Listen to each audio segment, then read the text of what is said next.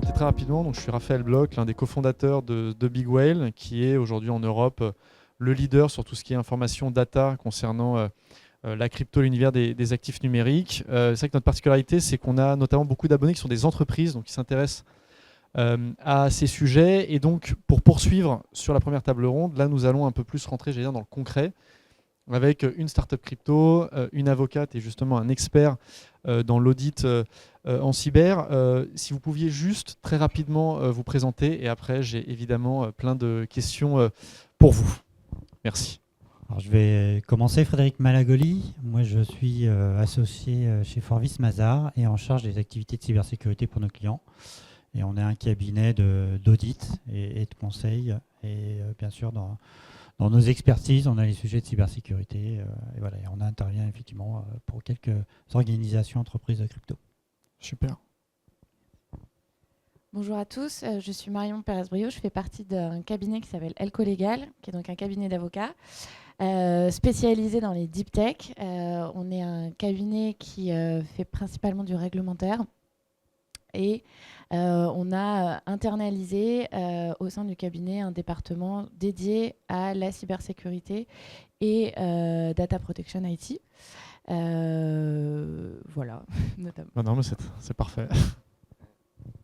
Bonjour à tous, Léopold Wenger, du coup, directeur financier chez Comet et également en charge de toute la partie régulatoire conformité au sein de Comet, qui a été brièvement introduite par Jérôme tout à l'heure.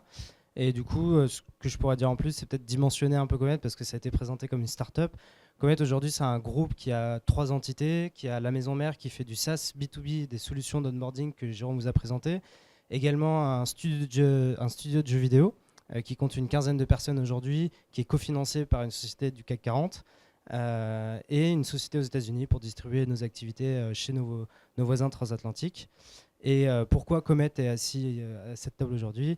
C'est que depuis un an maintenant, on travaille sur le sujet du PSAN et qu'on a décidé d'aller plus loin dans la sécurisation et dans l'accompagnement, l'onboarding de nos clients en allant lever un nouveau verrou qui est un verrou réglementaire en sécurisant toute notre activité avec l'adoubement de l'AMF pour onboarder en toute sécurité nos clients. Ok, non, très bien, merci beaucoup. On reviendra évidemment sur tout le process et ce que vous faites sur la cyber. Marion, je voudrais démarrer avec toi. On va se tutoyer, on se connaît tous. Sur justement la partie MiCA, PSAN, alors donc CASP au niveau européen, sur les questions précisément de cybersécurité, on sait que ça a beaucoup occupé les startups crypto et ça va continuer de le faire dans les années qui viennent. Aujourd'hui, quelles sont un petit peu les 2-3 choses à faire quand on est une startup crypto par rapport à la cybersécurité et qu'est-ce que MiCA va changer en fait pour elle à ce niveau-là? Alors, plusieurs points. Déjà, pour faire peut-être rebondir un petit peu avec la table ronde de la première de ce matin. Enfin, on est toujours ce matin. Effectivement, MiCA, on va parler là pendant cette table ronde de MiCA, de DORA, donc des règlements, et puis des enjeux qui, pour certains acteurs PSAN, sont considérés comme nouveaux. En fait, vous le savez, on en a parlé justement sur la première table ronde, tous ces éléments, tous ces enjeux-là, ils ne sont pas forcément nouveaux.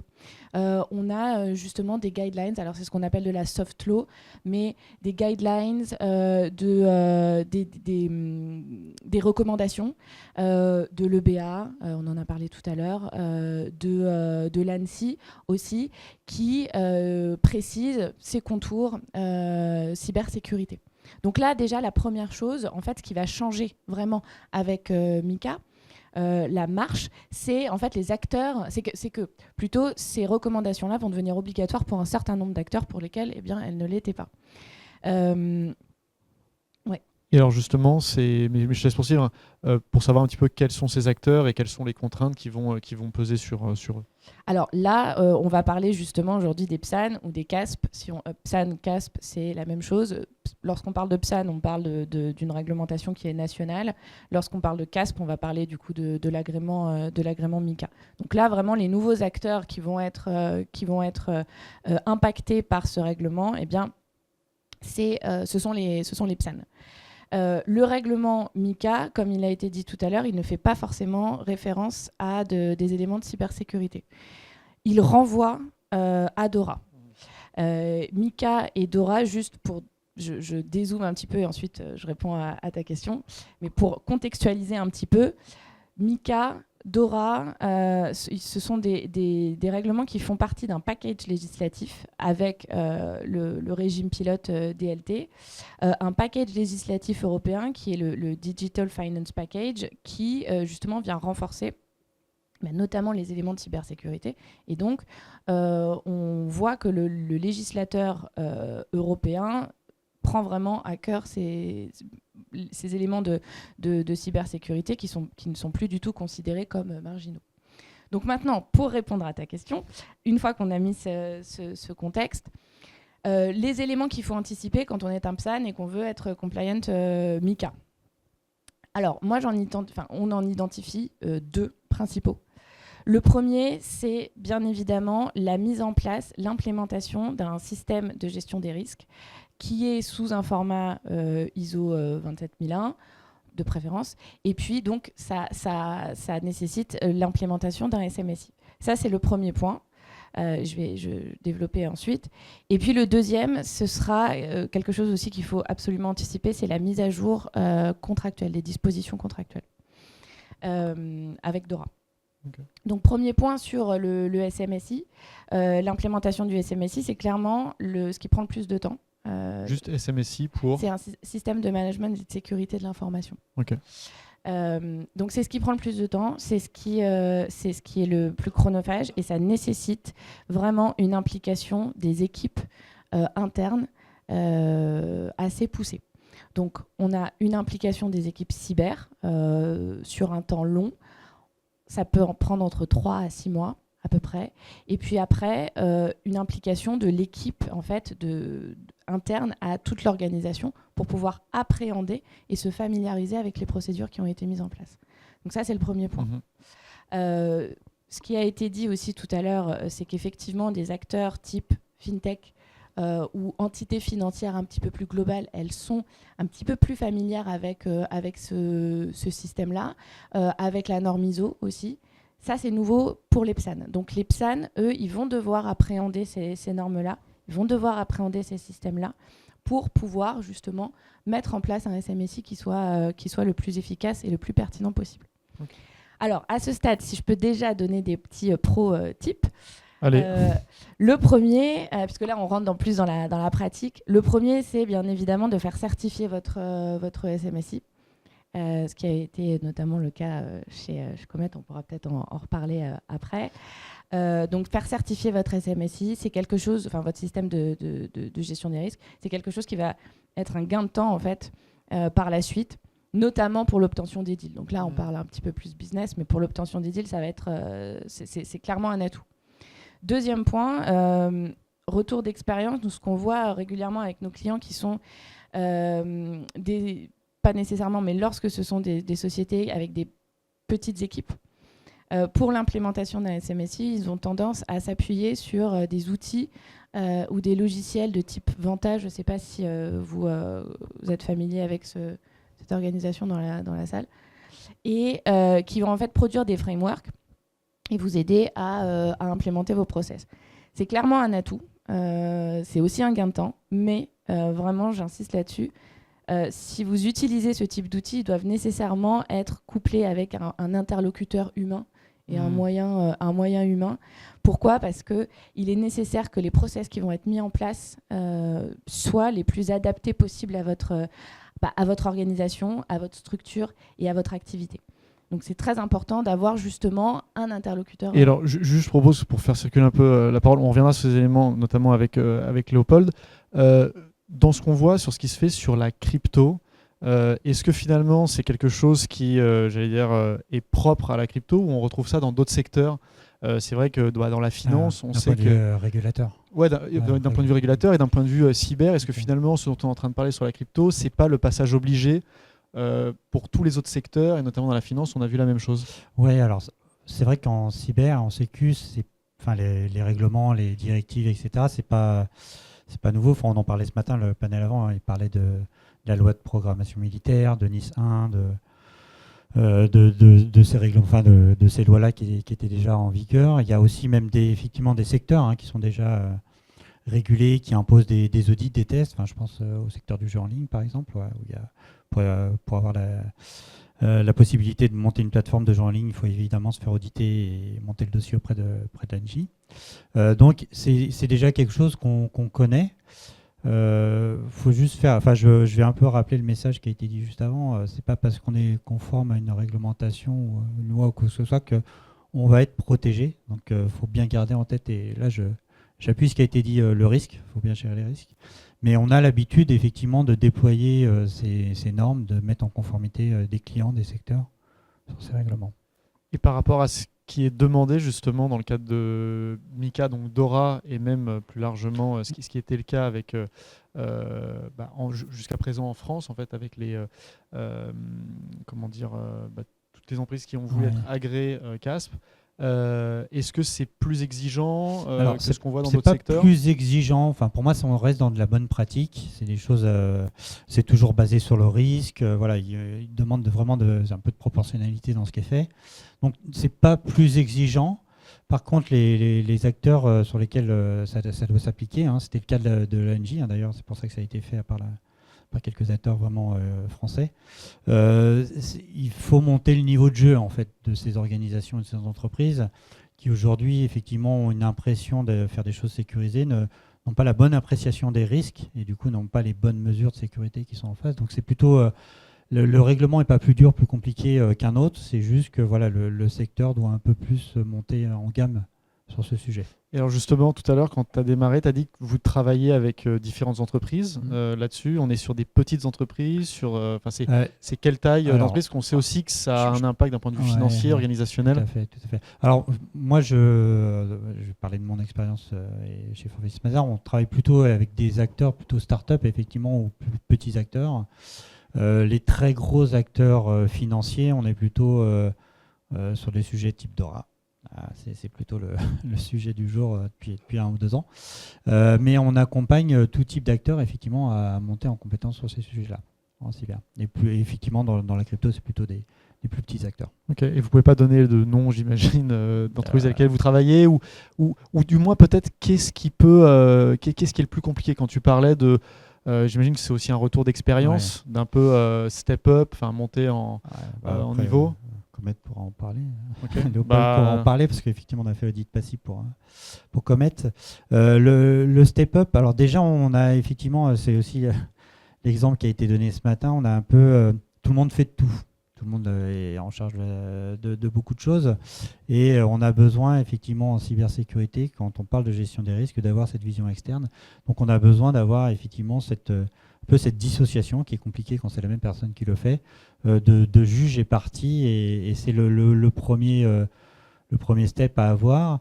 Et après, sont des équipes très compétentes, qui maîtrisent très bien tous les sujets techniques, mais qui ont du coup aussi beaucoup de capacité de faire beaucoup de choses sur le système d'information. Et là, d'un point de vue risque cyber, ça fait beaucoup de portes d'entrée. Il y a beaucoup de sujets à traiter et ça induit quand même un changement potentiel sur la façon de travailler. Et alors, Léopold, sans revenir sur tout ce que vous avez fait ces 18 derniers mois, comment ça s'est passé à la fois en interne, peut-être quelques éléments aussi d'un point de vue budgétaire, on sait que c'est quand même un sujet. Alors, vous êtes parmi les plus gros acteurs en France, mais la question se pose pour pas mal de petites entreprises, quand on a 5, 10, 15, 20 personnes. Là-dessus, est-ce que tu peux nous expliquer un peu comment vous avez géré et où vous en êtes ? Déjà, pour redimensionner, on a en face de nous des très très gros acteurs, des Binance, même des Ledger et des très grosses sociétés du Web3. Comet, on fait partie des OGs, mais on ne fait pas partie forcément des plus gros. Et après, en termes de périmètre, cette activité, elle concerne, je pense, tout au plus une quinzaine de personnes chez Comet. Donc déjà, tu peux resserrer l'étau là-dessus. Et ça a une conséquence parce qu'en fait, on a d'autres activités par ailleurs chez Comet qui sont ouvertes au retail, qui sont absolument pas réglementées. Comme disait Jérôme, il y a encore 4 ans, on avait un Decentralized Exchange plugué à un jeu vidéo. Donc rien à voir avec de la custody et de l'AMF. Et aujourd'hui, on expose une quinzaine de personnes sur ce service qui est réglementé, qui est la conservation pour compte de tiers. Et là où ça a son importance, c'est que ça permet de restreindre le scope à uniquement cette partie-là. Si on prenait le cas d'ISO 27001, ça a été un très bon warm-up, mais ISO 27001, ça concerne toute ton organisation. Donc en fait, là, il n'y a pas d'histoire de lui, je le scope, lui, je le scope pas. C'est vraiment Comet en tant qu'organisation qui est ISO 27001. Et ensuite, sur la partie audit PASI, comment ça s'appréhende? Déjà, il y a des travaux préparatoires, on va scoper l'activité. Et en fait, ils ne sont pas du tout allés regarder ce qui se passait sur le jeu vidéo, ils ne sont pas du tout allés regarder ce qui se passait sur la partie marketplace. Ensuite, sur la partie custody, là, ils sont entrés vraiment dans le détail.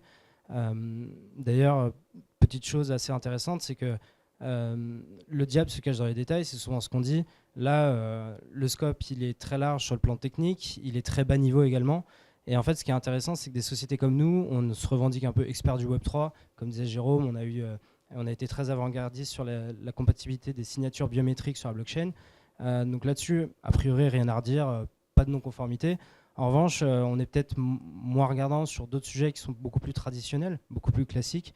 Et si on reprend un des derniers hacks de l'écosystème, c'était décembre 2023, une société française qui s'est fait avoir sur un NPMJS sur un stagiaire qui était parti depuis 6 mois, et en fait ça a eu des répercussions de l'ordre de 25-50 millions pour quelque chose qui est trivial et qui pourrait arriver dans n'importe quelle organisation et qui n'a rien à voir avec du Web3 en fait.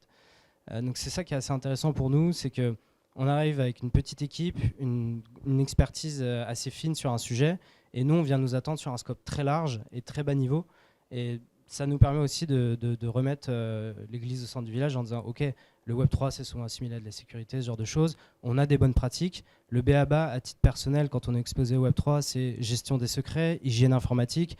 Les gens chez Comet, même à titre perso, ils sont sur Linux, ils gardent leurs secrets parce que souvent il y a un intérêt financier qui est derrière, c'est leur crypto. Donc de base ils sont sensibles à ces sujets-là. Mais après, il y a quand même tout un art du développement informatique de manière générale qui est pas né avec le Web3, qui existe depuis 30, 40, 50 ans. Et donc ça vient aussi un peu remettre les pendules à l'heure sur ces sujets-là. Sur la question juste des coûts, sans chiffrer ça à l'euro près, mais pour se figurer un peu la chose, et aussi peut-être nous expliquer pourquoi l'audit PASI, sachant qu'effectivement, il n'est pas forcément, et je parle sous votre contrôle, obligatoire. Alors, il y a peut-être modulo, je vous répondrai juste après. Ok. Pour te donner une fourchette, quand on a fait les appels d'offres, entre guillemets, on a eu entre 50 000 euros et 120 000 euros.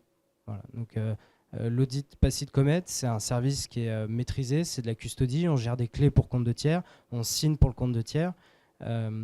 Et ça, grosso modo, j'ai envie de dire, ça s'arrête là. On ne change pas du fiat, on ne s'expose pas à des choses très compliquées.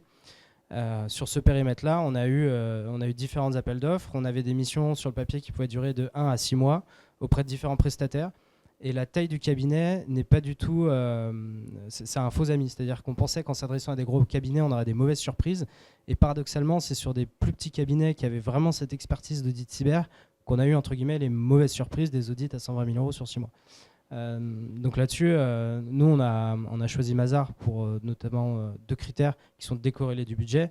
C'est surtout l'image de marque et l'expertise. C'est que quand on va voir un acteur qui maîtrise ses audits cyber sur des contextes de gambling, sur des contextes qui sont sur des industries qui ne sont pas seules à la crypto, nous, ça nous intéresse. Parce qu'on sait quand ils vont venir chez nous, ils vont soulever les problèmes. De toute façon, l'auditeur trouvera toujours un problème, ça, il faut le savoir. Mais ils soulèvent les problèmes que nous, on ne soupçonne pas. Et c'est ça qu'on vient chercher aussi. Et alors justement, sur le point du caractère obligatoire, parce que Raphaël, donc sur la table ronde précédente, a soulevé ce point là-dessus. Alors en fait, il faut toujours, il y a une temporalité. Et il y a 2 choses. Si on parle de l'agrément PSAN français, donc droit national, en droit national, c'est-à-dire celui qui va mourir en gros dans 2 semaines, à la fin de l'année, qui n'existera plus, lui, il imposait un PASI. Donc là, voilà, on n'avait pas le choix. Je parle de l'agrément, attention, je ne parle pas de l'enregistrement renforcé. Alors, il y a 2 niveaux, je rappelle, voilà, il y a 2 niveaux de licence en droit national. L'enregistrement renforcé qui si en fait maintenant renforcé, qui nécessite aussi un PASI. Donc, enregistrement ou agrément, de toute façon, PASI en droit national. Et ensuite, on va parler de l'agrément MiCA. Donc là, l'agrément MiCA, il y a effectivement un flou. Alors, un flou qui n'est pas si flou que ça. C'est-à-dire qu'effectivement, MiCA, le règlement en lui-même n'impose pas un PASI. De toute façon, le PASSI, c'est Oui. quelque chose de français. Français, ouais. Voilà, c'est franco-français. Maintenant, on le sait, c'est du off-ish, mais on le sait, l'AMF pousse pour un équivalent audit PASSI au niveau européen. On le sait. On a là des dernières aussi publications, notamment de la Banque de France, couplée Banque de France AMF, qui ont remis une couche, là il n'y a vraiment pas longtemps, sur cette nécessité d'avoir un framework qui soit un équivalent PASSI européen.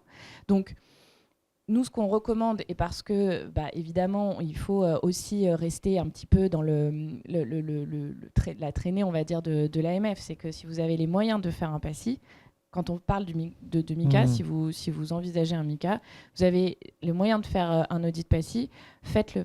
Honnêtement, faites-le. Si vous êtes un prestataire qui est d'ores et déjà enregistré, je pense qu'on va en parler tout à l'heure aussi, mais vous bénéficiez de la clause de grand-père, c'est-à-dire que vous avez 18 mois pour vous mettre, pour obtenir votre agrément, 18 mois à partir de janvier, pour obtenir votre agrément MICA, et donc pour vous mettre en compliance avec MICA.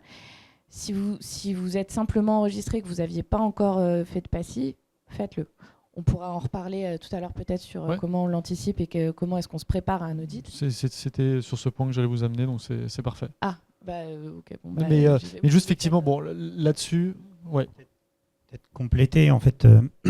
Alors effectivement, c'est nécessaire pour l'agrément PSAN et ça sera sûrement pour la suite, mais de toute façon, c'est super important de se faire auditer et qu'on ait une vision extérieure du sujet. Donc, dans tous les cas, même règlement par règlement, enfin tout ce qu'on veut, ayez cette habitude de le faire de manière régulière.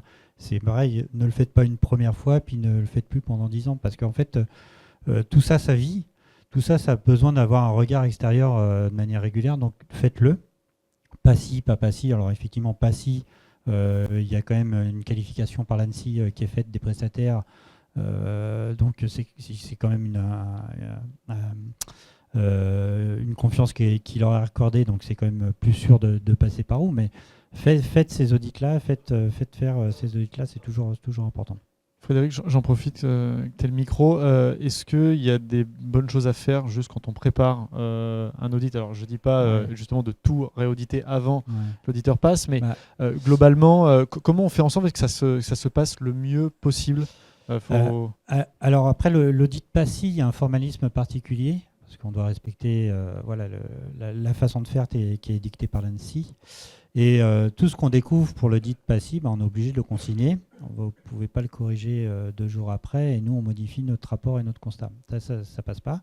Donc ça peut avoir de grosses difficultés si tout est rouge et que vous faites un dépôt de candidature. Le régulateur va peut-être pas forcément apprécier. Donc ce qu'on préconise, c'est de faire un peu comme l'ISO 27001, d'ailleurs, un audit à blanc en amont pour vérifier tous les défauts, les faiblesses qu'il pourrait y avoir, et de les remédier et c'est l'avantage en fait par contre des acteurs des cryptos, c'est que la remédiation est plutôt très rapide. Un gros acteur financier, c'est quelques semaines, mois au maximum. Okay. Quand on fait un audit PASSI dans un grand acteur de la finance, c'est plutôt en année que ça se compte, la remédiation. Donc, ça peut être compliqué. Là, c'est plutôt très rapide. Donc, faites ça et derrière, faites vraiment le vrai audit. Et on peut le faire de l'affilée. Et si c'est le même acteur, on a déjà la connaissance, on sait le faire rapidement. Si tu veux, tu voulais... Non, c'est bon. Parce que sinon... Juste pour rebondir, moi je suis tout à fait d'accord avec ce que tu viens de... Vous venez de dire ce que je viens de dire. Je sais plus si on se tutoie ou pas. Voilà. Effectivement, en fait, même les pré-audits, je pense que c'est aussi quelque chose qui est vraiment nécessaire parce que si vous souhaitez vous préparer à un PASSI, les pré-audits sont nécessaires. Pré-audit interne, oui. Externe aussi, pour reboucler avec ce qui avait été dit aussi sur la précédente table ronde, c'est très important d'avoir un point de vue extérieur. Donc, audit interne, enfin pré-audit interne, pré-audit externe.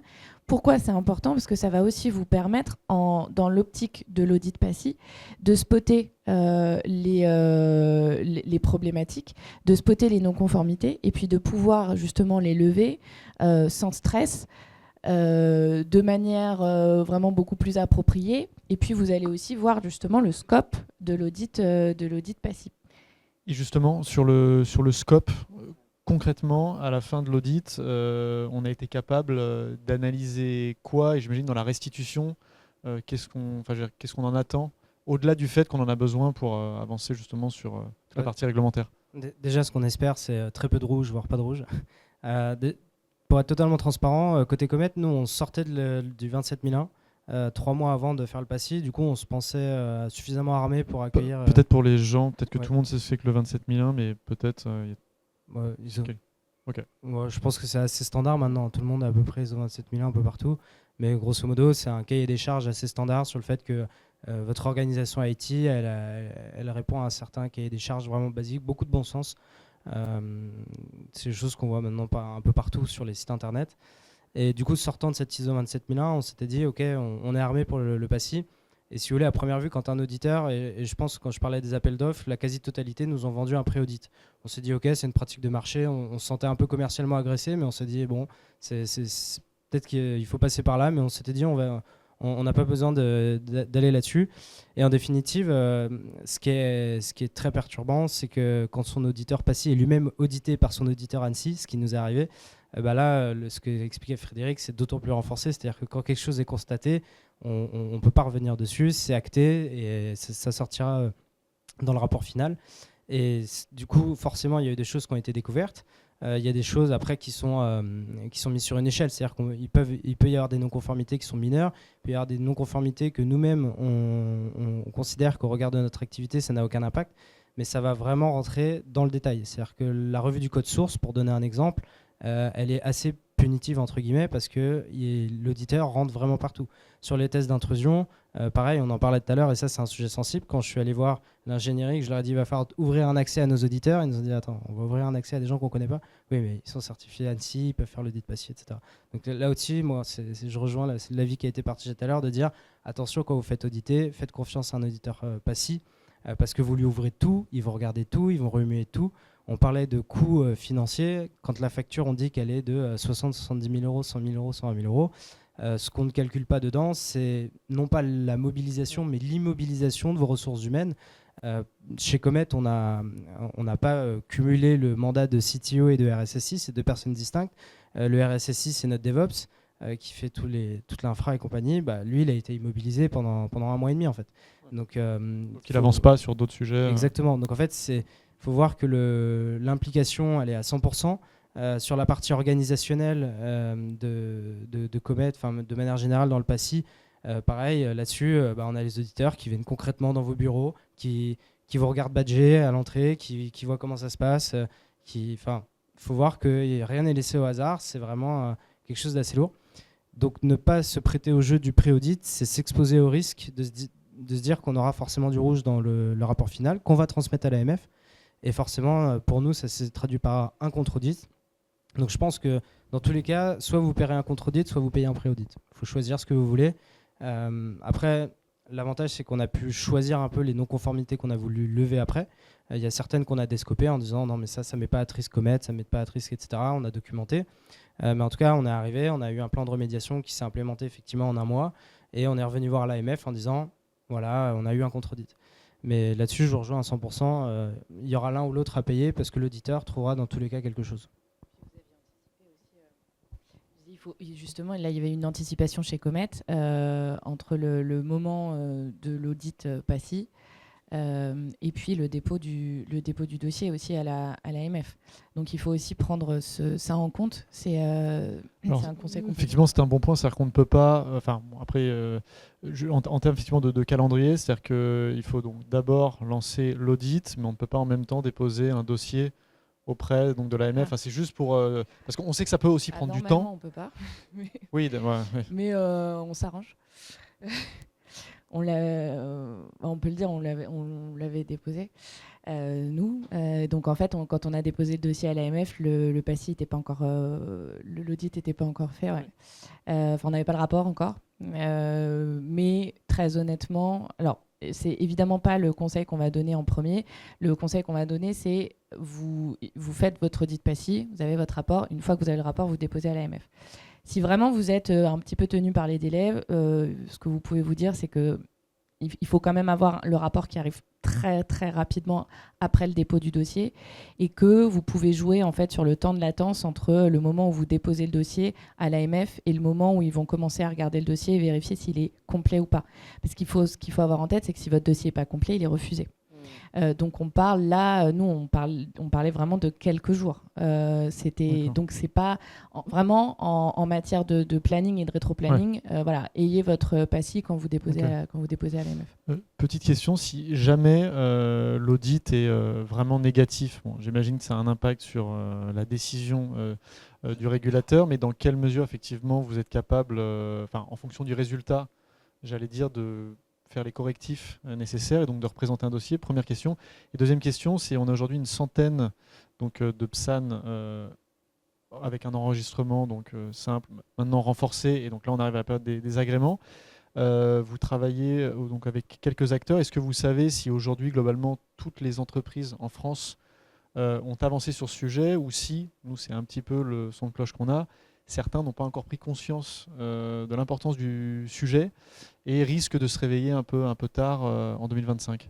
Tu parles du sujet PASI ou spécifiquement, ou anticipation MiCA? Alors, du sujet évidemment de l'agrément, et qui implique à un moment donné quand même, comme vous l'avez bien rappelé, de potentiellement intégrer la dimension audit PASI, parce que même si effectivement ce ne sera pas côté France, ça sera géré, si ça avance en Europe, ils devront aussi fournir, j'imagine, ce type d'éléments.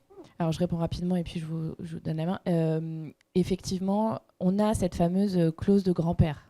Donc ce qu'on appelle clause de grand-père, c'est la possibilité pour les PSAN qui sont préalablement enregistrés, que ce soit un enregistrement simple ou un enregistrement renforcé, voire agréé, en fait, ils disposent d'un délai supplémentaire pour se conformer à MiCA. MiCA rentre en application là, au 30 décembre. Il y a 18 mois de... Voilà. Et donc, normalement, tout nouveau prestataire de services sur actifs numériques qui souhaite exercer cette activité sur le territoire français et plus largement sur le territoire européen, à partir du 1er janvier 2025, s'il souhaite exercer une prestation de service, rendre une prestation de service sur actifs numériques, il doit nécessairement avoir un agrément MiCA. Donc, voilà, pas le choix. Les PSAN qui sont d'ores et déjà enregistrés, eux, disposent de 18 mois supplémentaires. C'est-à-dire qu'ils ont jusqu'au 1er juillet 2026 pour obtenir leur agrément MiCA. Et donc, en parlant d'anticipation, nous, ce qu'on voit, alors pas tous nos clients évidemment, mais en testant un petit peu l'écosystème, c'est qu'ils se disent on a 18 mois, ça va, on est tranquille, on a déjà fait un dossier d'enregistrement, on va juste mettre un petit peu à niveau et puis c'est bon. Selon le dossier, selon la temporalité à laquelle vous avez eu votre agrément, vous avez des mises à niveau qui vont nécessiter quand même un temps d'adaptation et un temps long. Donc il ne faut vraiment pas hésiter, je ne sais pas s'il y a des PSAN dans la salle, mais il ne faut pas hésiter. Levez la main. Voilà. Tips. Commencer, je pense que ça a déjà été fait, mais à anticiper la mise à jour et la mise à niveau MiCA. Voilà. Pour 18 mois, c'est un temps long quand même, c'est long et c'est court, mais c'est surtout pour éviter tout stress et toute levée toute remédiation au dernier moment qui induit un stress qui ne sera pas nécessaire. Voilà. Allez-y. Juste très rapidement, 18 mois, c'est exactement le temps qu'il nous a fallu entre le premier call avec nos conseils pour se dire go sur le PSAN et le passage au collège de l'AMF. Donc en fait, 18 mois, ça va passer très vite. Donc je pense qu'effectivement, c'est maintenant ou jamais, quoi. Très rapidement, pour répondre à ta question, non, je pense qu'effectivement, il y a beaucoup d'acteurs qui n'ont pas conscience de ça. Et c'est pas que dans le secteur de la crypto, de toute manière générale, on est de plus en plus régulé. Il y a peut-être une lassitude, mais il y a aussi beaucoup de cas où les acteurs s'y prennent en dernière minute. Mais ça, partout, tout le temps, ça ne change pas. Ça, c'est ce qu'on disait à ce premier tableau, c'est le facteur humain, et là-dessus, on n'y peut rien. Je vais avoir une dernière question pour vous, et puis après, j'imagine qu'il y aura au moins 2-3 questions dans la salle. Chacun à votre manière, donc soit vous avez effectivement fait cet audit, soit vous accompagnez les acteurs pour le faire. Quel est un peu le conseil? Je m'adresse notamment aux deux potentiels PSAN, je pose la question en leur nom. Voilà, les tips, peut-être la chose à éviter ou la chose absolument à faire. Léo, t'en sors? Le sujet de l'anticipation a déjà été abordé, donc je pense que le deuxième sujet que je mettrai après celui-là, c'est l'alignement au sein de l'organisation. Parce qu'en fait, quand vous mettez autour de la même table du légal, de la conformité, de la technique, de la sécurité, c'est des gens qui n'ont pas forcément les mêmes tempéraments, c'est des gens qui ne parlent pas le même langage. Et en fait, on a un intérêt commun qui est de dire on a un service réglementé, il faut qu'on s'aligne qu'on aligne les planètes. Et en fait, le problème, c'est que vous avez des mondes où vous avez des jusqu'au-boutistes qui se confrontent à des grossos-merdistes. Et c'est très compliqué d'aligner tout le monde au sein de l'organisation. Pareil, il y a des corps de métier qui font que les développeurs, on les voit souvent comme des cols blancs, mais en réalité, les développeurs, ça reste quand même des artisans du web, ça reste quand même d'une certaine manière des cols bleus. C'est des gens qui sont très pragmatiques.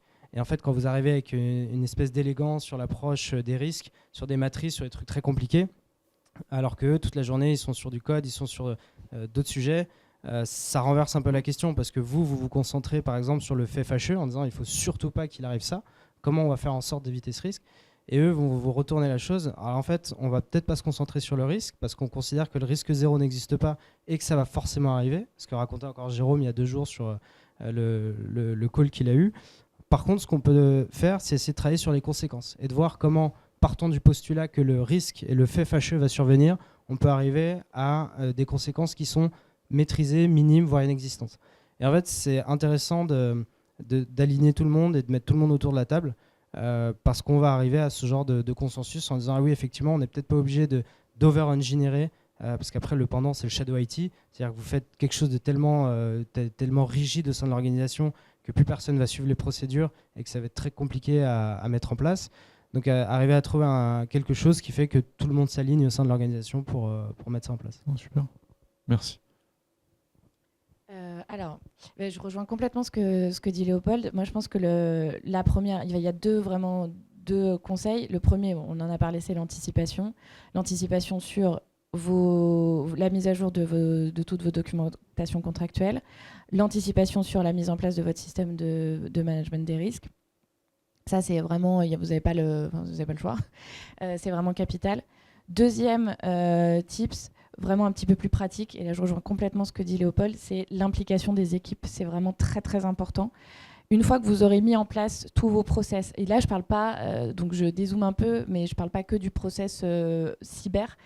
Plus généralement, Mika, vous allez devoir mettre en place énormément de procédures. Si vous êtes déjà enregistré avec un enregistrement renforcé, vous le savez. Mais il est nécessaire que l'intégralité des équipes et de l'organisation se soit familiarisée avec ces procédures-là. Parce que quand le régulateur ou justement les auditeurs vont interviewer les équipes en interne, c'est très bien d'avoir des policies qui sont très bien draftées, avec des très jolis mots. Mais si en fait, on ne sait pas concrètement, en pratique, comment ça marche, si les équipes ne sont pas formées à ces points-là, là, vous allez avoir un problème. Quand bien même vous allez avoir un dossier qui est parfait sur le papier, en pratique, là, ça peut poser un problème. Donc vraiment, l'implication des équipes, c'est très, très important. Oh, super. Frédéric, le mot de la fin dans les questions. Très rapide, parce que je pense que tout a été dit. Je pense que juste sur l'audit lui-même, il faut déstresser. Le mot audit fait peur souvent, mais l'objectif, c'est de s'améliorer. Et le deuxième point, c'est, je rejoins ce que tu viens de dire, là, effectivement, il faut faire des choses pragmatiques. Enfin, les règlements demandent des procédures, des papiers, etc. Mais écrivez ce que vous faites et n'inventez pas et n'enjolivez pas les choses, parce que sinon, ça ne marchera jamais, en fait. Voilà. On sent le vécu, là. Si on peut juste effectivement dédramatiser un petit peu, s'agissant notamment de DORA et donc des normes DORA cybersécurité qui vont être applicables, on a quand même un principe de proportionnalité dans cette réglementation, alors qu'il ne s'applique pas à tout, malheureusement, sur les mises à jour de la documentation contractuelle, que vous soyez une grosse organisation, une grande organisation ou une start-up avec 3 personnes en staff, vous serez soumis aux mêmes obligations contractuelles. En revanche, ce qui est des autres policies, on a vraiment un principe de proportionnalité. Et donc, voilà, si ça peut vous permettre de déstresser un petit peu sur ce point-là, les procédures qui seront mises en place, ce seront des procédures qui seront, encore une fois, adaptées à la taille de votre organisation, de votre activité et au stade de maturité de votre activité.